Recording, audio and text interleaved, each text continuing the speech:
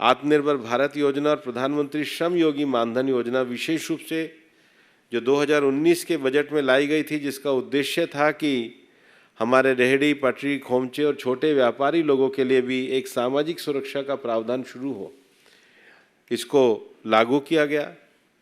देश में श्रम क्षेत्र में श्रम सुविधा पोर्टल को लिया गया, जिसमें एक यूनिक आइडेंटिफिकेशन नंबर के साथ एक सिंगल विंडो सिस्टम जो है और कॉमन रजिस्ट्रेशन, इसको श्रम सुविधा पोर्टल में दिया गया। 4 सेंट्रल लेबर लॉज को रिपील करके 4 नए लेबर कोड बनाए गए। महिलाओं के लिए मैटरनिटी बेनिफिट अमेंडमेंट एक्ट लाया गया। उसके साथ ही साथ अगर आप देखेंगे तो एजुकेशन, SC ST वगैरह में रिवाइज इंटीग्रेटेड हाउसिंग स्कीम, इन सबको किया गया। ESIC जिसके माध्यम से हम देश में लगभग इस समय 3 करोड़ 10 लाख IPs को हम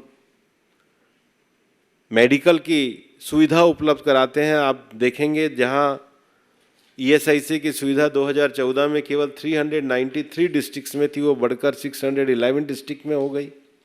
IPs की संख्या जो 2 करोड़ 3 लाख थी, वो बढ़कर 3 करोड़ 10 लाख हो गई। बेनिफिशरीज की संख्या भी 12 करोड़ बढ़ी है और एम्प्लॉयज़ की भी संख्या जो है वो काफ़ी हद तक 1 करोड़ 74 लाख की जगह 2 करोड़ 78 लाख हुई है। एम्प्लॉयर्स की संख्या भी बढ़ी है। हमारे जो बेड्स की कैपेसिटी थी वो 19,000 थी, वो बढ़कर 20,231 हुई और ESIC के अस्पतालों ने कोविड में भी अच्छा काम किया और पिछले 2 वर्षों में 12,000 नए बेड सैंक्शन किए गए हैं। मेडिकल कॉलेज की संख्या 4 से बढ़कर 8 हुई है। अगर आप ESIC के एजुकेशनल इंस्टीट्यूशन भी देखेंगे, 2014 में 4 मेडिकल कॉलेज थे, वो 8 हुए हैं। पैरामेडिकल इंस्टीट्यूट थे ही नहीं, वो बड़े हैं। MBBS सीट जो 400 थी वो 950 हुई और इसमें श्रमिकों के बच्चों का रिजर्वेशन है। उसके साथ ही जो DNB course, DM course, DNB super speciality, ये थे ही नहीं, वो कोर्सेज शुरू हुए हैं। BDS की सीट 50 से बढ़कर 124 हुई और हमारा जो रोहिणी का BDS कॉलेज है वो जो आपकी रैंकिंग है उनमें भी one of the best college है। VDS में नर्सिंग सीट की संख्या बढ़ी। पैरामेडिकल की सीट्स जो पहले होती नहीं थी उनको बढ़ाया गया है। EPFO में भी जहां पर 1 करोड़ 58 लाख मेंबरशिप थी, वो बढ़कर के 2 करोड़ 77 लाख हुई है।